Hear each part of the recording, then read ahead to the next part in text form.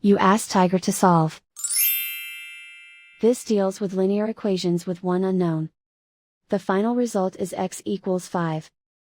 Let's solve it step by step. Simplify the expression. Expand the parentheses. Simplify the arithmetic. Expand the parentheses. Group like terms.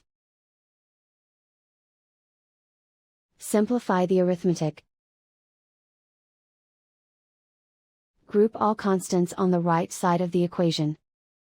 Subtract 15 from both sides. Simplify the arithmetic.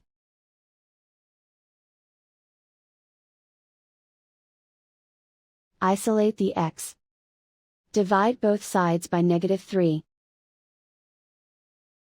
Cancel out the negatives. Simplify the fraction. Cancel out the negatives. Find the greatest common factor of the numerator and denominator. Factor out and cancel the greatest common factor. And so the final result is x equals 5.